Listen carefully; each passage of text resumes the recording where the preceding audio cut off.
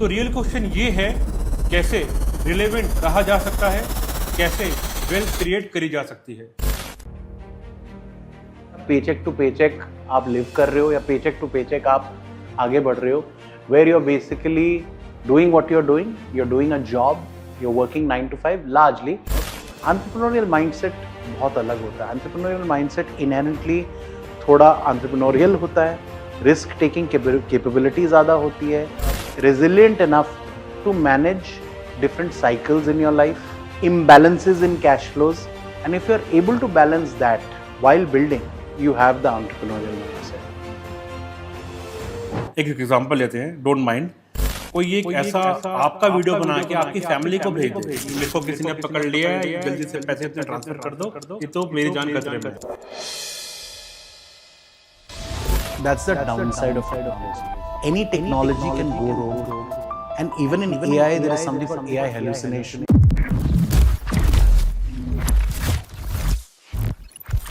AI managers को replace करेगा? कुछ केसों में जरूर करेगा। People also don't evolve. They run the risk of being, obsolete. Intelligent founders भी फेल क्यों होते हैं? If something is not working, you need to have the gumption and you need to have the conviction and say कि यार ये काम नहीं कर रहा है, let's pivot, let's move on.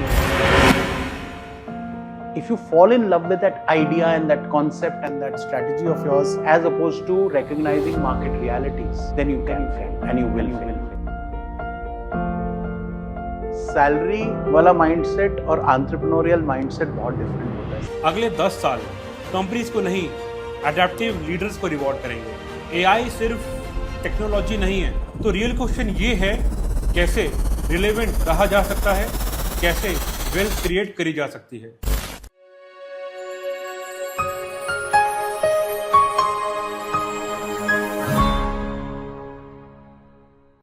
अगले 10 साल कंपनीज को नहीं, अडेप्टिव लीडर्स को रिवॉर्ड करेंगे। एआई सिर्फ टेक्नोलॉजी नहीं है, ये मार्केटिंग को, कंज्यूमर बिहेवियर को और लीडरशिप को रीडिफाइन कर रहा है। तो रियल क्वेश्चन ये है, कैसे रिलेवेंट रहा जा सकता है, कैसे वेल्थ क्रिएट करी जा सकती है, कैसे एम्प्लॉय से एंटरप्रेन्योर और एंटरप्रेन्योर से इन्वेस्टर बना जा सकता है, और क्या मिडिल क्लास से आया हुआ इंसान 40 की उम्र तक फिनेंशियली फ्री हो सकता है। आज की conversation AI, entrepreneurship, business, financial freedom के फ्यूचर को डीकोड करेगी।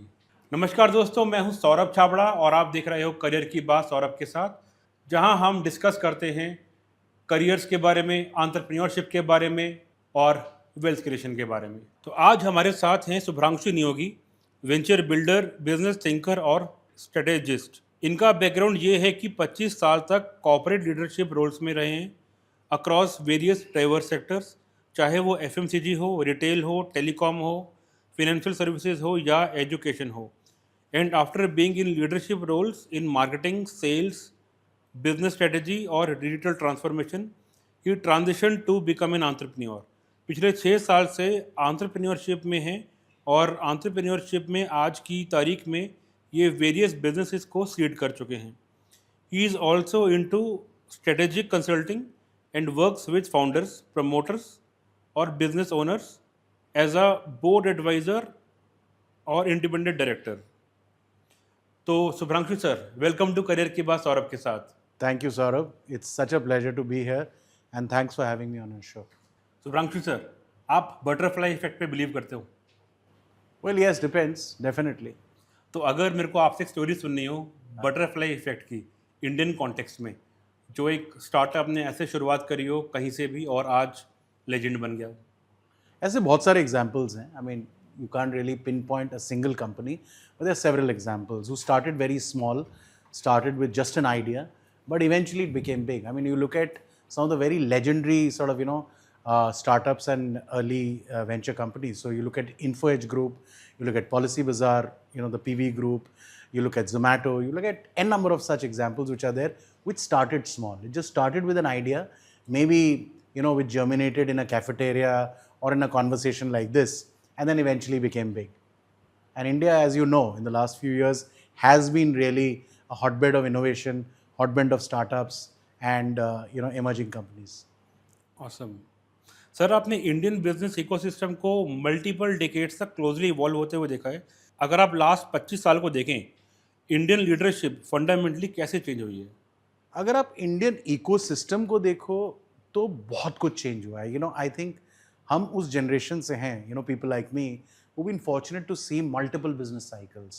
So when I started my career in the mid 90s, there was no digital at large. Okay, early days of the internet, early days of the mobile phone, the telecom revolution, privatization has just started. India had opened its doors to private companies, multinationals, etc. Then of course we saw evolution of the first internet revolution in the early 2000s. Then the dip. Then of course how the markets went up. Then the markets tanked. Then of course things like GST and demonetization, etc. Then COVID happened. Then post-COVID. So I think all of these cycles have taught not just the country, the people, but leadership also various lessons, right? So leadership also, from becoming purely sort of linear and conventional in nature, has had to reinvent themselves. So as cycles have evolved, as times have evolved, leadership in India has also evolved. And today I think leadership has to be very comfortable with technology, very comfortable with changing trends, but most importantly, it's about people. Because ultimately, जो core होता है हर चीज़ का, वो people होता है. So whether it was the past or the present or the future, I think it is your comfort and your ability to manage people and manage relationships which will really kind of define you as a good leader. Awesome. तो sir 2010 का CMO और 2000 का 26 CMO क्या different है? I think बहुत difference है. I would take it maybe a few years back. So maybe 2005 का जो CMO था या head of marketing था किसी organization में versus 2025 का, I think पहले जो था it was more about right-brained instincts and capabilities, creativity, communications, brand building, and so on and so forth, which was very linear, very conventional. But today, I think it's all about numbers. It's all about accountability. So from being, let's say, marketing being a cost function, it is gradually and has steadily evolved to being a revenue function, where you're actually accountable for ROI, you're accountable for results, you're accountable for deliverables, right? So therefore, it is a mix of both right brain and left brain capabilities. So if you look at the world of marketing and growth ecosystem today, there are fundamentally three buckets. One is the core brand, communication, etc., as we know it, as it was really in the yesteryears. The second important bucket is ROI-driven and digital marketing, which is about driving numbers, leads, demand gen, and so on and so forth. And the third is about engagement, which is very, very important. So marketing today has become very, very integrated in nature. I was fortunate to work in an organization in the late 90s and early 2000 where we had a concept of integrated marketing, where various elements, the 4 Ps of marketing as we know it, product, place, price, promotion, used to come together as an integrated, and you were handling the entire piece. But then today, other things have also come into that. Okay, so that integrated ecosystem that you're driving is all about marketing today. वो तो Philip Scotland में पढ़ा था हम लोगों ने ये 4 piece. वो ट्रेडिशनल था, अभी काफ़ी सारे एलिमेंट्स आ गए हैं इसमें, प्रोसेसेस आ गए हैं, बहुत चीज़ें आ गई हैं, digital is very important, technology enable. So in fact अगर आप देखें आज की तारीख में, marketer is not just a marketer, marketer is more like a marketing technologist. So you have to be comfortable with technology, you have to be comfortable with emerging trends, leverage that for driving your agenda, driving your function and your ability to drive businesses better. तो next question मेरा इसी से मिलता जुलता है, क्या आज हर business leader को टेक्नोलॉजी और एआई समझना कंपल्सरी है? बिल्कुल कंपल्सरी है. You have to be comfortable. See, because I think whether you're a marketer or not a marketer, ultimately the truth is that the world is moving there. AI is governing and driving and sort of facilitating and enabling almost everything today, right? Even before this chat, we took help of AI to actually sort of do up our transcripts and stuff like that and the questions that you're asking. So I think even if you're a marketer or in whatever function you are, you can't decouple yourself from what's happening in the world. तो इसीलिए आपको technology के साथ, changing trends के साथ कदम से कदम मिला के जाना पड़ेगा, and you have to be comfortable with that. क्या स्पेशलाइजेशन वीक हो रहा है और क्रॉस फंक्शनल इंटेलिजेंस पावरफुल हो रहा है? बिल्कुल, सी आप at the core, at the heart, you will always be a specialist. So आपकी जो डोमेन स्पेशलिटी है या जो आप सब्जेक्ट मैटर एक्सपर्टीज लाते हो टेबल पे, वो तो बहुत ही ज़रूरी है. It's par for the course as a call it. उसके बिना तो काम नहीं चलेगा. So if let's say you're a finance person, you have to be very good at that. You're a marketing person or a sales person, or let's say an HR person, your functional competencies have to be really top of the line. But इसके अलावा cross functional capabilities बहुत important, कि आप technology को कैसे leverage कर रहे हो, आप पीपल स्किल्स को कैसे लेवरेज कर रहे हो, आप लीडरशिप स्टाइल्स को कैसे अपना शेप कर रहे हो. So ability to work in a cross functional manner becomes very very important, right. So eventually over a period of time जितना आप सीनियर होते जाते हो एक ऑर्गेनाइजेशन में या एक रोल में, ultimately it's your ability to leverage cross functional skills and also look at other competencies which will drive your value and your ability to create impact. Awesome awesome. Operator और visionary leaders में biggest difference क्या होता है? ठीक है, I think big picture होना बहुत ज़रूरी है लाइफ में, right. So I think having the big picture in mind is very very important, right. Otherwise क्या होता है कि आप ऑपरेशनल चीज़ों में फंसे रहते हो, ऑपरेटिंग चीज़ों में फंसे रहते हो. It's very important. Execution is very important, but the ideal blend is you should have a big picture and then clearly you should have a path to execution. If you're able to marry the two with big picture and there is a path to execution so that you execute on that vision and strategy, I think that becomes a winning combination. तो इसी को अगर मैं अपने example पे लेता हूँ तो मैं जैसे पॉडकास्ट शुरू करा है, मैंने बहुत टाइम से कर रहा हूँ, तो मेरे को फोकस करना चाहिए गेस्ट को अप्रोच करने में, स्क्रिप्ट को बनाने में, not shooting, editing and all those things. This is what you are trying to say, छोटा सा समझने के लिए. नहीं, अगर आप पॉडकास्ट कर रहे हैं तो सबसे पहले तो बहुत इंपॉर्टेंट है कि आपका पर्पस क्या है, पॉडकास्ट क्यों कर रहे हो, आपका लॉन्ग टर्म विजन क्या है. Is it a tactical ploy कि नहीं जी पॉडकास्ट कर रहे हैं because I want to do something, और is it something that you want to make a difference. So I think having clarity on that is very very important. आप podcast क्यों करना चाहते हो, तो why of it is very important. So any leader, when they are actually setting an agenda or they're looking at something, I think answering the why is very important. क्या purpose है? Why are we doing what we are doing? Once you've defined that, then you work backwards, or then you work to actually make that happen into reality. So, planning a theme, looking at the kind of guests you'll call, right? क्या questions होंगे? कैसे आप उसको package करोगे? क्या lighting होगी? क्या set होगा? Attention to all of those details will follow through. So great leader, as I said, should have an eye for detail, the big picture, the big vision, and marry it with great execution. So you are able to put this, easier said than done, but if you are able to put this together, you actually become a good leader. Awesome. कई senior leaders decades of experience के बाद भी irrelevant क्यों हो जाते हैं? I think it will be very harsh to say कि leaders irrelevant हो जाते हैं, but I think the question or the point that we need to answer is कि क्या आपकी leadership style irrelevant हो रही है या redundant हो रहा है. Because आप एक ही leadership style से नहीं चल सकते हो, कि आप directive हो या coaching style है आपका या collaborative leadership है. I think it's horses for courses. So जैसे जैसे time evolve होता है, जिस situation में आप जो सिचुएशन आपको जो प्रेजेंट करती है आपके सामने, या चुनौती आती है या चैलेंज आती है, आपका लीडरशिप स्टाइल इवॉल्व होना चाहिए. So that diversified leadership style is very important. Plus you also have to be very versatile, as I call it.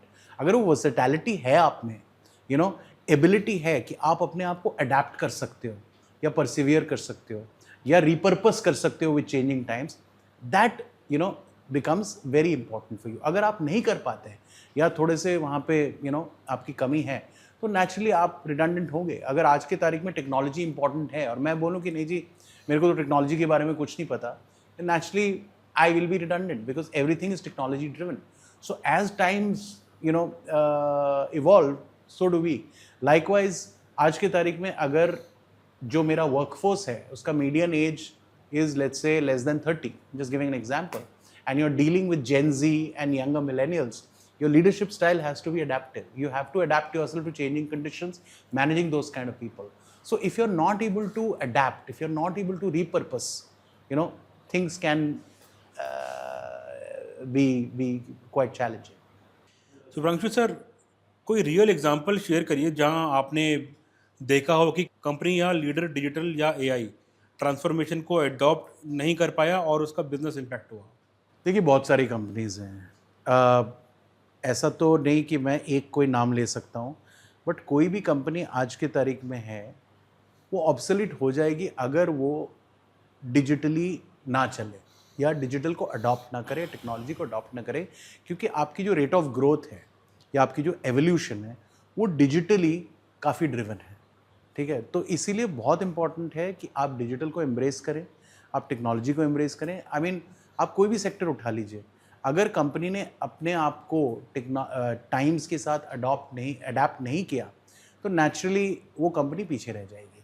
But जिस कंपनी ने डिजिटली अडैप्ट किया अपने आप को या टेक्नोलॉजी के साथ अडैप्ट किया या टेक्नोलॉजी को एम्ब्रेस किया, as part of its core processes and core existence, they have grown. So whether it is real estate, whether it is financial services, whether it is आप देख लो consumer goods, जहाँ जहाँ technology लोगों ने embrace किया है, they have really grown. Shubhranshu sir, large enterprise startup से क्या सीख सकता है? देखिए सबसे बड़ी बात तो agility, the ability to move with speed and the ability to move mountains, as I call it, is a great quality that I think larger companies need to learn and imbibe as part of their DNA when they are growing from the startup world. Likewise, startup world larger companies से बहुत कुछ सीख सकती है, जैसे कि structured thinking, ability to problem solve in a more focused and a structured manner. I think एक और चीज़ जो बहुत important है जो आप बात कर रहे थे is discipline of capital allocation, कि capital को allocate जब करना है किस discipline के साथ, किस rigor के साथ या किस structured manner में आप capital को allocate करोगे। Otherwise क्या होता है, आपने capital raise किया या आपके पास capital है, given the fact that you are growing at a very fast pace, कभी कभी अगर वो discipline नहीं रहता है या rigor नहीं रहता है, your journey can be quite turbulent. तो क्या इसमें जोहो की या इन्फोसिस की स्टोरी कहीं फिट होती है? Absolutely. अगर आप देखो Infosys fundamentally was a startup. They started out of a garage. कहाँ वो शुरू किया था 5 लोगों ने या 6 लोगों ने या जो भी उनकी initial funding, initial founding team थी. They were like a startup. They were a scrappy startup. They started at that level and they became what they became. The rest is history. अगर आप Apple की भी कहानी देखें, Apple भी ऐसे ही शुरू हुआ था, कोई भी बड़ी कंपनी ऐसे ही शुरू हुई थी. A great example is InfoEdge. जब मिस्टर संजीव भीखचंदानी ने अपनी कंपनी शुरू की थी, there are stories and he himself has gone on record and said that how he actually started the company, and today he is one of the most prudent investors, not only investors but also seeded various businesses and grown them to a certain scale. So he's achieved that enterprise status. And likewise, you look at the PB Group or a Zomato or any of these examples, they are great examples of how they started small, but they grew by putting in place the right building blocks, and they ensured that they married the big vision with execution, the right execution to achieve what they have achieved. Sir, कोई ऐसा business moment या boardroom situation याद है जहां एक startup ने speed की वजह से लार्ज कंपनी को आउट परफॉर्म कर दिया हो? फॉर एग्जांपल, जैसे कि मेरे को लगता है कि मैजिक ब्रिक्स, 99 एकर्स इस सिचुएशन में फिट होते हैं। नहीं, ऑफ कोर्स उन्होंने अच्छा काम किया है, where they have disrupted the space with technology and but अगर आप देखो कोविड के दौरान there are an number of examples of D2C brands, direct to consumer जो बेच रहे थे, right, consumer brands. Fundamentally D2C is a channel. आज की तारीख में लोग अपने आप को D2C बोलते हैं, बट फंडामेंटली सबने अभी ओमनी चैनल डिस्ट्रीब्यूशन चालू कर दिया. आप अपने साइट से भी बेचते हो, डिजिटल एसेट से बेच रहे हो, आप मार्केट प्लेस से भी बेच रहे हो, आप फिजिकल डिस्ट्रीब्यूशन भी कर रहे हो. सारी कंपनियां करती है, लेंसकार्ट भी करता है, मामाअर्थ भी करता है, शुगर भी करता है, and all these new brands are doing it. Conventional companies भी कर रही हैं, जो कन्वेंशनल कंपनीज जैसे FMCG में हिंदुस्तान लीवर है, Procter and Gamble, Colgate, Dabur, Marico etcetera, they were fundamentally more physically driven. Today they are also on marketplaces. So omnichannel distribution is a reality. Covid के दौरान अगर हमने देखा होगा कि बहुत सारे ऐसे नए कंज्यूमर ब्रांड्स आए थे, those were solving a particular problem. They gave the larger companies or the bigger companies a big run for their money, and I think there are n number of such examples in beauty and personal care, food and beverage, right, fashion, apparel, lifestyle. where a lot of disruption has taken place. Food and beverage में अगर आप देखो, पहले क्या था कि आपके पास Coke and Pepsi था, और अभी कैंपा आया है which Reliance is relaunch now. But अगर आप फूड एंड बेवरेज कैटेगरी में देखो, इतने सारे ब्रांड आ गए हैं आजकल जो कि क्विक कॉमर्स में अवेलेबल हैं, जो कि मार्केट प्लेसेस में अवेलेबल हैं, जो कि खुद का फिजिकल डिस्ट्रीब्यूशन भी कर रहे हैं through multi brand outlets and general trade etcetera. And they are giving more established brands a big run for their money. You know, product अच्छा है, पैकेजिंग अच्छी है, ब्रांड नैरेटिव अच्छा है, बिकॉज कहानी क्या आप सुना रहे हो कंज्यूमर को जिससे कि कंज्यूमर आपसे रेजोनेट कर रहा है, यंगर कंज्यूमर, वो बहुत बढ़िया है. एंड मोस्ट इंपॉर्टेंटली आप अजाइल तरीके से मार्केट में जा रहे हो. GTM is very agile, go to market. Sir इससे याद आया वो 10 रुपये वाला जीरा ड्रिंक जो है टियर 2 सिटी से शुरू हुआ था, लाहौरी जीरा. उसने तहलका मचा दिया सर पूरे लाहौरी इंडिया में। जीरा ने तहलका मचा दिया. अगर आप उनके फाउंडर्स की भी स्टोरी देखो, in fact I was fortunate to meet somebody who had worked Wow. Very closely with them, and they said that look they got the pricing very right, their distribution was great. उन्होंने सबसे पहले तो bus stand, railway station, नुक्कड़, खोके, गलियों में distribution चालू की. Because good old distribution is very very important. लोगों को लगता है नहीं जी मार्केट प्लेसेस आ गए, लेकिन फिजिकल डिस्ट्रीब्यूशन इंडिया में आज भी एक विनिंग कॉम्बिनेशन, एक स्ट्रेटेजिक डिफरेंशिएटर बन सकती है, जो कि लोग अंडर प्ले करते हैं. लाहौरी जीरा ने प्राइसिंग ठीक की, टेस्ट इंडियन पैलेट के अनुसार, प्रोडक्ट अच्छी, there was a good fitment of the product, plus distribution they did very well. So naturally उसका जो GTM ओवरऑल अप्रोच था, गो टू मार्केट, और जो उनका स्ट्रैटेजी था और जो एग्जीक्यूशन थी, it was a winning combination. And they have given serious run for the money to let's say more established beverage brands, right, as we know it. Sir leadership में सबसे पहले ऑब्सोलीट क्या होता है, स्किल, माइंडसेट या ego? मैं obsolete तो नहीं बोलूंगा, बट लीडरशिप में सबसे बड़ी चीज क्या है जिसको कि आपको कंट्रोल में रखना चाहिए और जिसको ऑप्टिमाइज करते रहना चाहिए, is this 3 letter word, ego. Right? If as a leader, you know, I feel that I'm bigger than the brand or I'm bigger than the system and vice versa, you know, you can never make an impact. And I think you get detached from reality. एक अगर आई know it all का syndrome आ जाए या वो ego play में आ जाए, देखिए as human beings ego सब में इनेट होता है. वो यू नो जिसे बोलते हैं ना कि वो फंडामेंटल एक इंग्रेडिएंट है. वो बच्चा भी जब छोटा रहता है ईगो होता ही है. So that is very, that's a nature of human kind.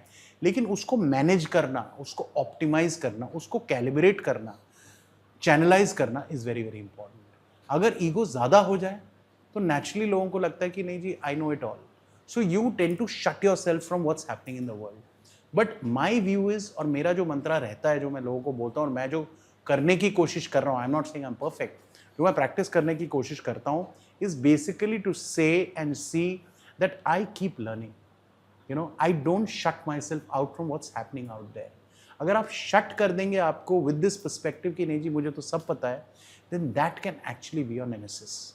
वो आपको डाउनफॉल करा सकता है. So therefore, managing, calibrating, channelizing and optimizing this 3 letter word is very very important. How about honesty, humility and hunger? आपने बोला था कि इनका भी एक बहुत अच्छा लिंक है. देखिए ये बहुत ही इंपॉर्टेंट इंग्रेडिएंट्स हैं, ठीक है ना.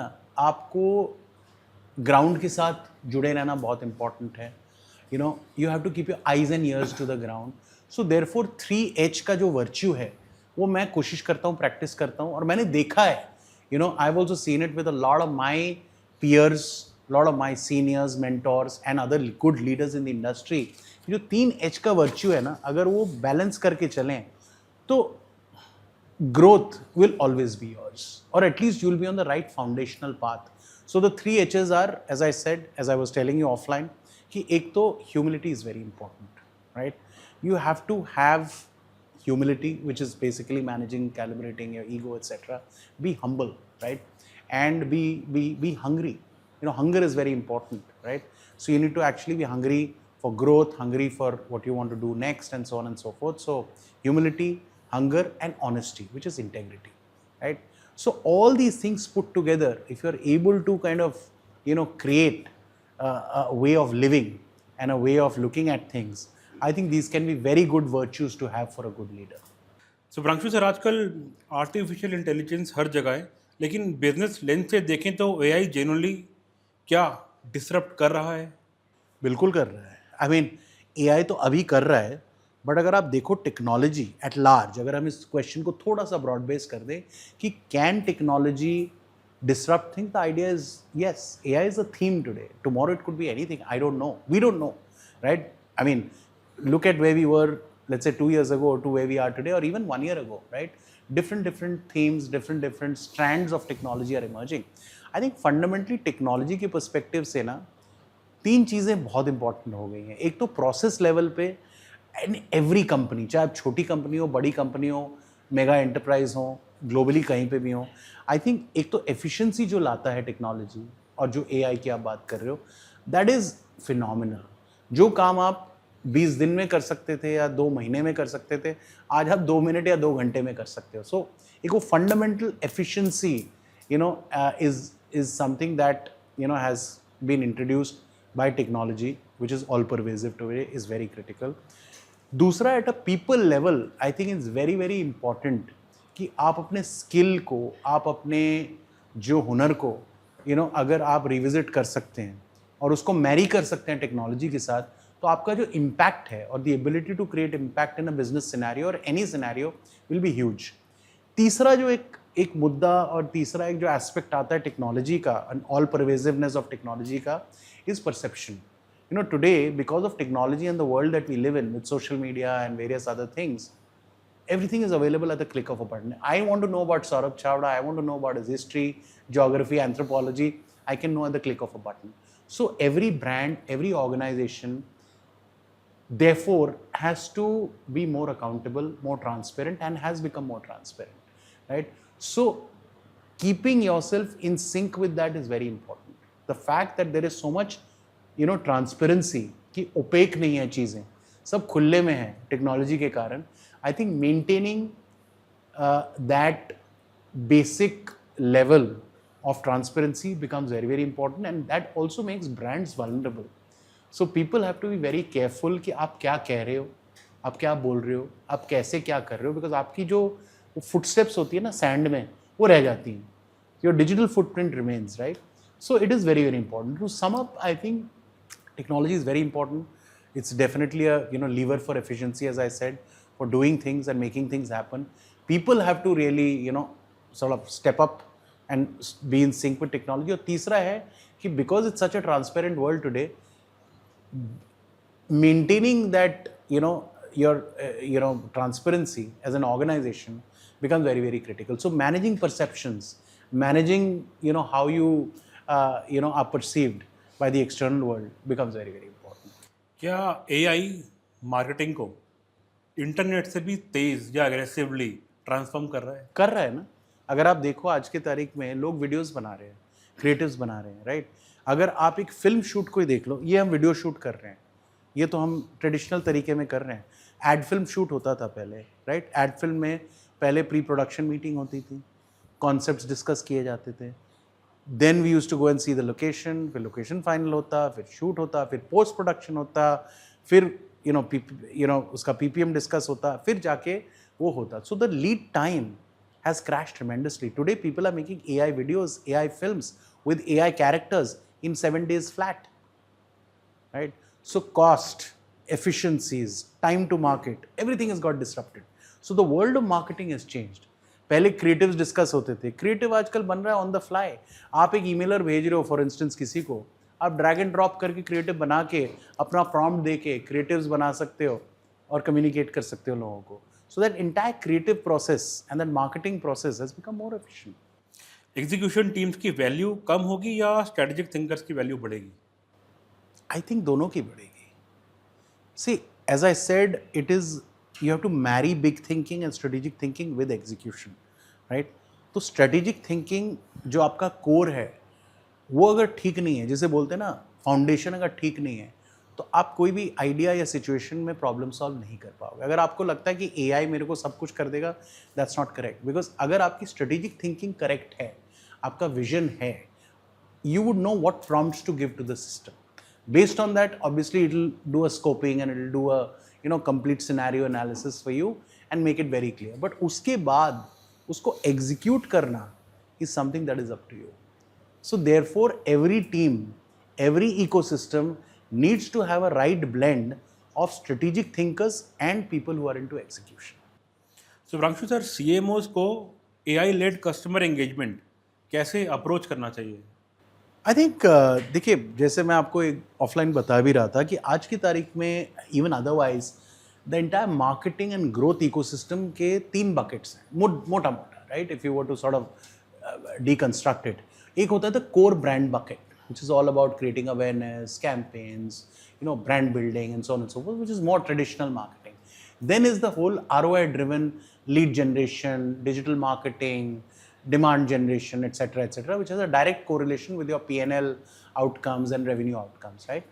तीसरा जो है वो है engagement, कि जो डेटा पॉइंट्स आ रहे हैं आपके एडवर्टाइजिंग के थ्रू या मार्केटिंग एफर्ट्स के थ्रू, उसको कैसे लेवरेज करते हो, या परचेज डेटा जो आपके पास है आज की तारीख में, जैसे बोलते हैं फर्स्ट पार्टी डेटा या जीरो पार्टी डेटा, उसको आप लेवरेज कैसे कर रहे हो? Lot of tools are available, technologies are available and capabilities are available which is AI driven और टेक्नोलॉजी ड्रिवन.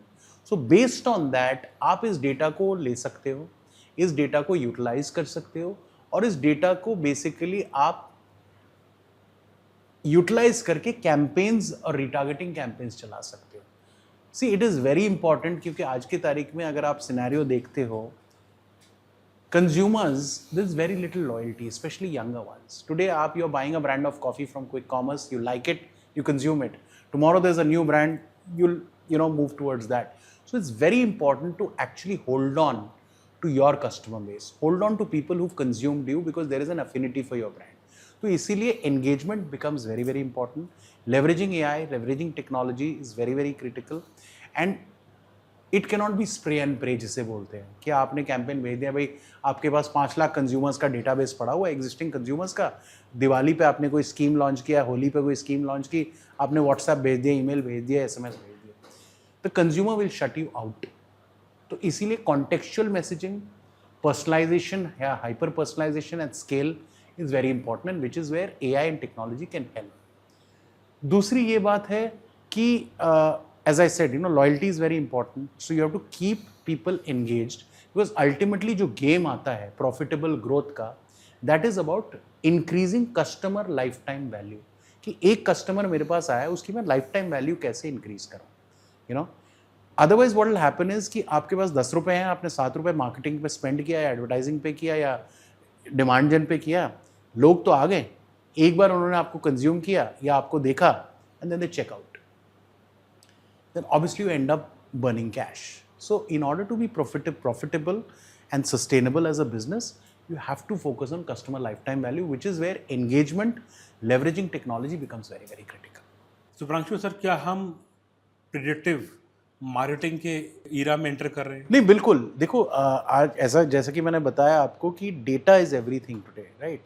सो जब डेटा आपके पास आता है, और आपके पास डेटा है, और आपके पास टेक्नोलॉजी की कैपेबिलिटी है, AI की कैपेबिलिटी है, through various means, if you are able to predict behaviour based on behavioural trends and past trends, obviously you become predictive, right? Because today any marketer, any business owner, I think data is king, as they call it, right? And the other is about insights and analytics. So if you're able to cull out the right insights and look at the right numbers and look at the right analytics, and then do predictive modeling and drive actions, that is what is important. So I think a lot of people today are spending time, and marketers are spending time analyzing data, looking at data, which is again, to one of your previous questions that you'd asked, how marketing has changed. So today marketing has increasingly become data driven, right? Earlier it was more about the classical traditional model of creating awareness, interest, desire, action, etc. The traditional IDA model जो marketing में होता है, कि आप communication create कर रहे हो and campaigns build कर रहे हो, वो तो आप कर ही रहे हो. But इसके अलावा today it is about data driven marketing. It is about modeling. It is about insights. And therefore, you're in a better position to predict behaviors. Awesome. Sir, artificial intelligence को ब्रांड्स को ज़्यादा human बना रहा है या less humans बना रहा है? नहीं, I think you have to humanise technology. अगर आप सिर्फ टेक्नोलॉजी लेके चलें और अगर जैसे कि काफ़ी SaaS कंपनियां, with all due regards to what they are building, I have huge respect for some great SaaS companies globally. India में बड़े सारे एग्जांपल्स हैं. In fact in my current avatar we have seeded a business which is essentially SaaS at the core, technology at the core, but a very strong managed services model, which is basically humanizing technology. Because when you're talking to clients या किसी से आप बात कर रहे हैं, किसी की प्रॉब्लम सॉल्व करने की कोशिश कर रहे हैं, India as a country, if you are talking India specifically, is not pure play DIY, do it yourself नहीं है. कहने को हम DIY हैं, but we like to have touch and feel. We like people to sit with us, co-create with us, and do it for us. So therefore, having a very strong managed services layer around technology is very, very important when you're trying to solve a problem. And humanizing AI or humanizing technology therefore becomes very, very important.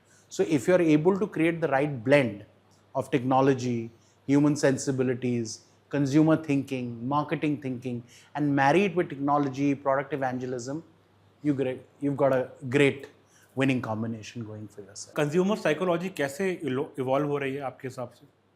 देखो, consumer decision journey जो होता है ना Saurabh, I think that has become very very different today. पहले क्या था, बड़ा linear था. एंड मैं काफ़ी इसके बारे में पढ़ता हूँ, देखा हूँ, एक्सपीरियंस किया हूँ, डिस्कस करता हूँ, एंड हम सभी देख रहे हैं एज कंज्यूमर्स. अगर हम अपने आप को ही देख लें, कल को अगर हमने ये एक प्रोडक्ट खरीदना है, या घड़ी खरीदनी है, या TV खरीदना है, कुछ भी करना है, we used to look at an ad, there was a response to the stimuli, we used to go to the store or research and we used to end up buying that. आज की तारीख में क्या है, बहुत non linear हो गया है. आपने सोशल मीडिया, जिसे कहते हैं ना, researching online, purchasing offline, researching offline, purchasing online. So people are sort of gravitating between the two worlds. आप ऑनलाइन पे डिस्कवर कर रहे हो, आप ऑफलाइन जा रहे हो. ऑफलाइन पे आपने डिस्कवर किया, एक स्टोर में देखा, आपने सोशल मीडिया पे रेफरेंस चेक किया, राइट. आप कोरा पे गए, आपने क्वेश्चन पूछा, आपके दोस्तों से रिसर्च किया, राइट, आपके पीयर सेट में रिसर्च किया, फिर जाके आपने दोबारा ऑनलाइन चेक किया कि बेस्ट डील कहाँ पे आ रही है. तो शायद आप इवेंचुअली इस जर्नी में एक लीनियर तरीके से नहीं चल रहे हो. तो कंज्यूमर डिसीजन जर्नी जो होती है ना, बाइंग जर्नी, बहुत नॉन लीनियर हो गया, मल्टीपल टच पॉइंट्स आ गए. सो देयरफॉर ब्रांड्स के लिए भी बहुत चैलेंजिंग हो गया आज की तारीख में कि वो जर्नी में रहें. Map yourself according to that journey of the customer. Eventually वो कस्टमर कहीं भी खरीद सकता है. ऑनलाइन रिसर्च करके ऑफलाइन खरीद सकता है, ऑफलाइन रिसर्च करके ऑफलाइन खरीद सकता है, या ऑफलाइन रिसर्च करके ऑनलाइन खरीद सकता है. So therefore omni channel distribution, brand presence, mapping yourself with the footprint of the consumer and their journey becomes very, very important. So that's how consumers are evolving, that's how brands are evolving, and that's how this entire ecosystem per se has been evolving with the onset of technology. So here I would like to quote one example of my usage, Sure. my consumer psychology. हाँ. So I wanted to buy a television for my home. I went to ChatGPT. उनको मैंने बोला, ये मेरा budget है, मेरे को TV बताओ कौन से लेना चाहिए, स्पेक्स अच्छे होने चाहिए, और प्राइस मैंने आपको दे दिया है, बाकी आप रिसर्च करके बताओ. तो उससे 2 मिनट लगाए होंगे मेरे ख्याल से सारा कुछ सर्च करने में, and my decision was very quick. 5 minutes I took my decision कि मेरे को यही लेना, and I bought it. Brilliant example. आज की तारीख में जो पहले होता था ना कि SEO होता था, सर्च इंजन ऑप्टिमाइजेशन, लोगों को कुछ चीज़ें ज़रूरत होती, लोग सर्च करते गूगल पे, लोग कर रहे हैं, मैं ये नहीं कह रहा हूँ, but gradually and very swiftly we are moving away from that into as something called AEO, answer engine optimisation. लोग आंसर्स पूछ रहे हैं. AEO, or Answer Engine Optimization, is about appearing in AI search results. By optimizing your content, tech, and earned presence so that your content is easily discoverable and understandable by the LLMs that power AI search.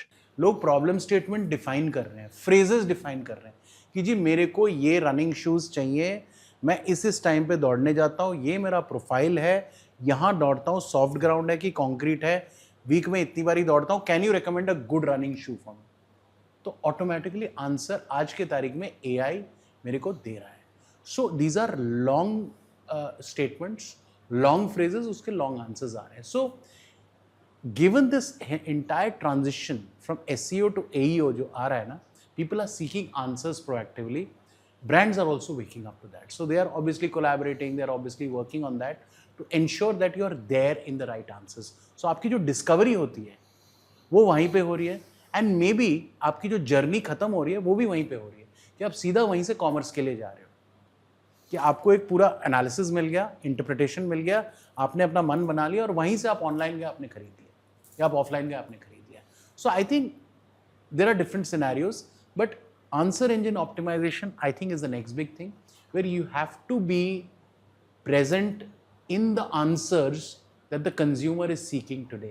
तो फिर तो ये भी digital marketers के लिए next. Absolutely. आज के तारीख के अंदर आप देखो जो स्मार्ट मार्केटर्स हैं पिछले 6-8 महीने, and look at the evolution. Saurabh, पहले क्या होता था कि ट्रेंड आता था 2 या 3 साल में इवॉल्व हो रहा था. But today you see we've evolved in the last 12 months. You know, earlier you had ChatGPT, OpenAI, then you had Anthropic, you know, which is Claude, and now you have n number of other tools. You have Perplexity, you have a whole bunch of other things, and you have specific tools for specific problems that you need to solve, right? Creative writing के लिए अलग tool है, you know, images के लिए अलग tool है, videos बनाने के लिए अलग tool है. Specifically, even from a consumer lens, consumer भी आज के तारीख में जब जाता है बाय डिफॉल्ट, अगर वो ऑन करता है फंक्शनैलिटी, तो सबसे पहले तो आपका एआई वाला आ जाता है सर्च. अगर आप सर्च भी करते हो तो एआई क्या कह रहा है वो आ जाता है, उससे आपका पूरा, let's say you want to buy a property, a real estate, right? We had undergone as a family a similar journey a couple of weeks back, and we wanted to evaluate between option A and option 2. Nothing. My son, you know, he just gave a prompt, and it actually literally gave him this answer that these are the pros, these are the cons of this property A and property B, gave you an answer. So your decision making became that much more sharper. You were able to arrive at a decision, so which means that is great, right? Whether it is a product, whether it is a service, or you're in a dilemma, you want to ask a question, very important. But asking the right questions becomes important. Sir अभी आप AI की बात कर रहे थे ना, तो I was just exploring one website couple of days back. I saw कि एक जने ने अपना फोटो और अपना कुछ बोला हुआ पार्ट उसके अंदर डाला, और उसने उसको बोला कि अब आप मेरे को ना, ये मेरी स्क्रिप्ट है, इसको बोल के दे दो पूरा with original human actions original, और उसने करके दे दिया. Absolutely. बट मैं सोच रहा हूँ सर, कल को अगर ये एक एग्जांपल लेते हैं, डोंट माइंड, कोई एक ऐसा आपका वीडियो बना के आपकी फैमिली को भेज दे कि मेरे को किसी ने पकड़ लिया है, जल्दी से पैसे इतने ट्रांसफ़र कर दो, ये तो मेरी जान खतरे में है, क्या होगा? See, that's the downside of technology. देखिए, any technology can go rogue, and even in AI there is something called AI hallucination, right? तो AI, अभी कुछ दिनों पहले की मेरी पर्सनल बात है, मैं Bengali, as you know, Bengali is my native, and मैं बंगाली में कुछ बात कर रहा था on a particular term, okay? कुछ टर्म्स ऐसे होता है ना कि जो एक तो नॉर्मल टर्म जो इसकी होती है जैसे होता है, और एक होता है जो कि लोग इंटरप्रेट करते हैं. तो एक मुद्दे का, एक टर्म का मल्टीपल मीनिंग्स होते हैं. एआई ने हेलुसिनेट करके एक दूसरा मीनिंग निकाल के उसका वीडियो बना दिया, राइट? उस वीडियो, सो हम लोग कुछ रिकॉर्ड कर रहे थे, me and my son, and we were generally fooling around at home. तो वो वाला टर्म लेके उसने हेलुसिनेट करके, या उसका परसेप्शन जो था एआई का, उसने अलग ही कॉन्सेप्ट बनाया. तो उसका जो कॉन्टेक्स्ट था या जो आउटकम आया बहुत अलग था. Likewise, even from a security perspective and technology going rogue, it's a fact of life. So you have to drive this. You have to take all precautions and safeguards. And I'm sure data privacy, data protection is becoming and I'm very glad to notice and observe that data protection has become very, very, very, as a topic, very serious and very topical today. India as a country was never very sensitive about data protection, privacy, etc. But with the new DPDP norms, I think people have become. And then of course there are utilities and tools available which can figure out deep fakes, which can figure out technologies, etc. And yes, to answer your question, can a misuse be possible? Of course. So there are safeguards and guardrails which need to be there for adoption and using technology at scale. Can you share a real use case जहां AI ने marketing ROI या customer engagement dramatically improve करा हो? ये बहुत improve किया है. I mean as I told you, I have seeded a company called Regus AI. So Regus is actually an acronym, by the way, Revenue Enhancement and Growth as a Service. So what we do is we work in the Sorry? It's a fintech. It's not a fintech. It's a AI-driven customer engagement company with AI at the core, and it has 4 legs of loyalty, engagement, campaigns, insights, and analytics, essentially targeted at consumer brands and retail. So we've been building it under the hood for the last 2 to 3 years, and now we are taking it at scale, and we're catering to retail brands, offline retail, consumer brands, and so on and so forth. And clearly the outcomes have been tangible and very, very encouraging with some of our clients, and how we've moved the needle on returning customers, how we moved the needle on repeat purchases, how we moved the needle on AOV, which is the average order value, and fundamentally at the end of the day, increasing customer lifetime value. आप intelligent shoppable brands की बात करते हो, practical business language में इसका exact meaning क्या होता है? इसका एग्जैक्ट मीनिंग बड़ा सिंपल है कि आप कोई भी ब्रांड आज के तारीख में है, that brand has to resonate with the customer, that brand has to really understand customer psyche, and it has to be data driven. And if it is data driven, it will be able to sort of drive more numbers, drive better numbers, drive better returns, increase customer lifetime value, right? So leveraging technology for discovery, leveraging technology for commerce, and leveraging technology for re-engagement and repeat purchase across the continuum. If you're able to leverage technology in a smart, intelligent, and a prudent manner, you'll win this game. Awesome. अगर आज कोई traditional Indian business आपसे consult करे तो first 3 AI integrations कौन से recommend करोगे आप? देखो, AI इंटीग्रेशन बहुत हैं आज की तारीख में, right? The most obvious ones, if you were seeking basic answers, obviously there is OpenAI, there is Anthropic with Claude, there are various other utilities available like Gemini, etc. Then for videos, there is, I think, GoBanana, right? There are multiple such things. So depending on what your requirements are, one is at a very basic level. एक FMCG का example ले लेते हैं sir. देखिए, FMCG में बहुत सारे use cases हो सकते हैं, राइट? अगर आप पैकेजिंग करना चाहते हैं, पैकेजिंग डिजाइन करना चाहते हैं, for instance, they could be a different utility. आपने वीडियोस क्रिएट करने हैं, they could be a different utility. आपने बेसिक सर्च करना है, मार्केट स्कोपिंग करना है, और उसकी एक PPT बनानी है, which used to take weeks and days earlier. It's available with AI with multiple tools today. So within 1 hour, if you have to make a presentation to the board with the right prompts, with the right questions being asked to AI, you'll be ready with something in a day, which used to maybe take you 10 days earlier. So there are multiple utilities today, and if you navigate the ecosystem, these utilities are readily available. But again, seeking the right utility depending on what problem you want to solve becomes the moot question. Management और AI student के लिए next 10 years में कौन सा combination dangerous बन सकता है?